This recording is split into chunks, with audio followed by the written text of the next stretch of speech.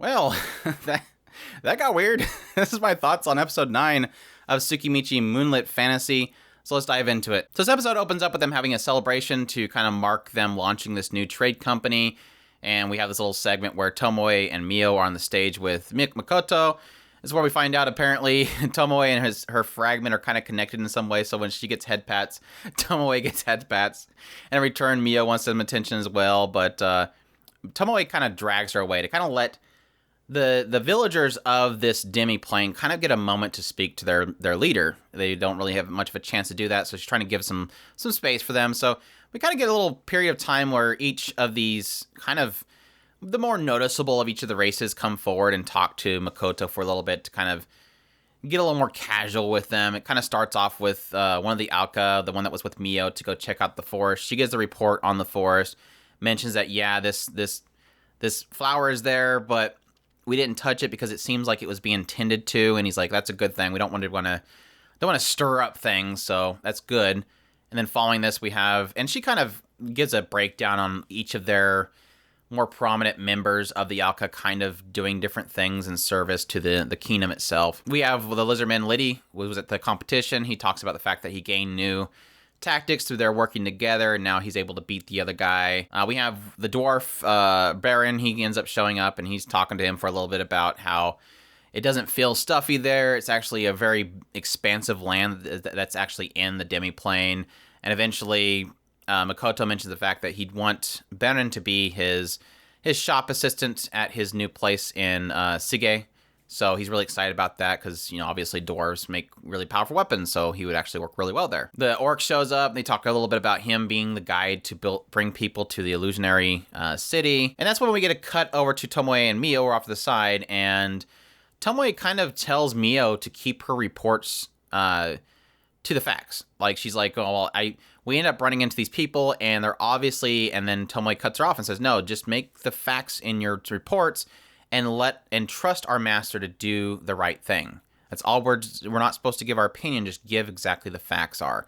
And as they're talking, eventually they panic because they see the presence of Makoto's soul disappear, and then it reappears.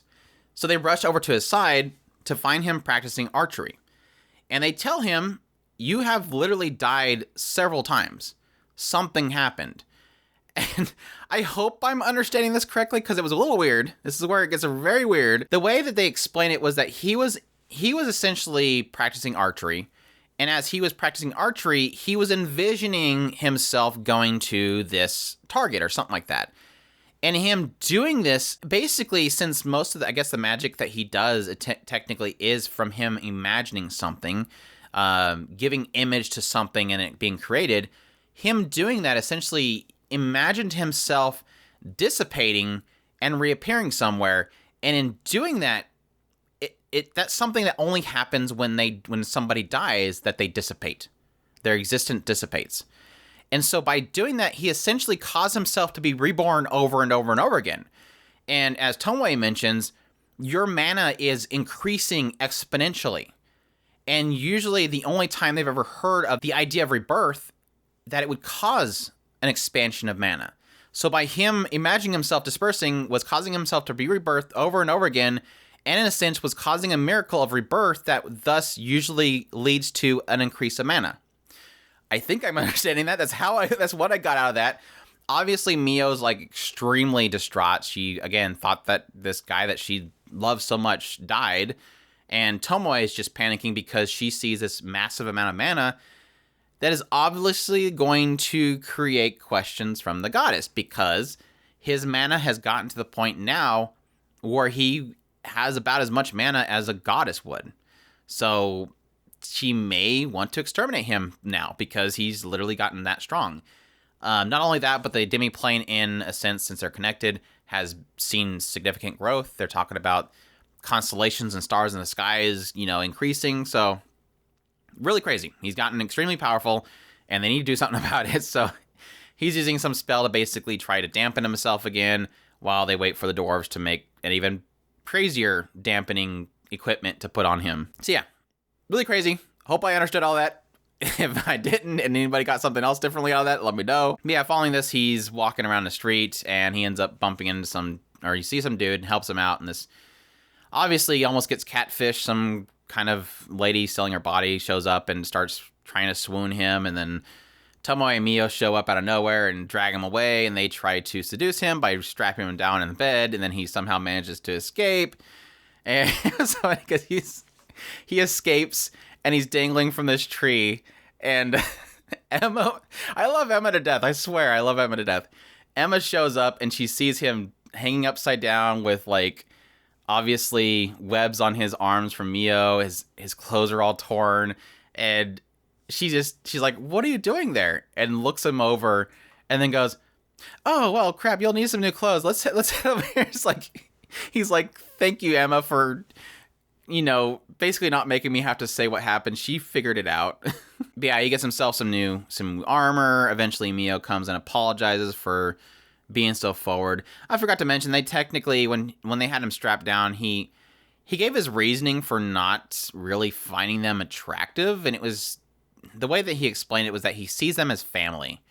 And even at that point, he doesn't feel comfortable with saying, "I see you as family," because he feels it's embarrassing to say it. So they'll continue to think that they have the right to seduce him because he won't tell them, "Hey," I kind of figured that's where it was going. Like he was going to make it out like it's something where he sees them as sisters or something like that, which is, I can kind of see that, I guess. But yeah, she apologizes, and then he tells her, I need you to come with me. We're going to go to the Tenorock Forest, which obviously she's excited about because they go somewhere together. And when they go there, eventually they end up finding this kind of... Well, they have these adventurers are following them, and like how she like quickly just like throws this this web on them and blocks them like instantaneously. They find the flowers, and that's when they're confronted by the two elves that we seen technically at the very beginning of the episode that were... at the end of the last episode, there's these two elf-looking girls that are essentially protecting the forest. They see, obviously, that Makoto and Mio are kind of these thieves that are coming to steal their flowers that they're tending. And then while they're trying to explain the situation, some adventurers show up, and the adventurers want to claim everything, and then just all heck breaks loose. It was kind of funny because right when they enter this area, Mio's with him, obviously alone, and he instinctively grabs her hand like it's his sister. And they're walking through the thing, and so when they get interrupted, she's like, 31 seconds. That's all I got was 31 seconds, and you guys interrupted. So she wants to kill everybody. So we have the two elves want to kill everybody for trying to steal their crops. We have two adventurers that want to steal the crops that are giving Makoto orders, which apparently the one girl that was giving the orders is the same one that was kind of trying to catfish him before. And then out of nowhere, at the very end shot of the episode, some random skeleton guy shows up out of nowhere. I don't know where he's at and what he's doing there, but I'm sure this evil skeleton thing is probably awakened by Makoto's aura, and then he's going to have to defeat that thing in order to prove to these two girls that he's not a bad person. So, yeah, one of the girls was a goofball. She looks like, I don't know, she's got like a Renge look to her face. She's got like the whole like dunce look to her, and she's very weird and kind of almost monotone. She keeps yelling like random things. She's like, I was told through some divine message that you're this, and he's like, well, what was that message from? Myself. You can't get a divine message from yourself. Good comeback. She's weird, and I think I'm gonna love her. I think she's already kind of finding a place in my heart already. I mean, Emma's already pretty much golden there, and I'm starting to like Mio too. I've always loved Tomoe. I grew on her really quickly, but so we'll see what goes from here. Like I said, I think this thing's gonna attack them. They're gonna save the forest by defeating it. They'll gain the trust of these two girls. They'll probably shoo away the adventurers, get them heck out of there, and then they'll have their ambrosia to sell in their shop. So. But yeah, that's my thoughts on episode 9 of TSUKIMICHI Moonlit Fantasy. Hope you guys enjoyed my impressions. If you did, leave a like down below. Comment, let me know what you thought of the episode. Subscribe if you haven't already. Share this video if you can. Support us on Patreon if you can.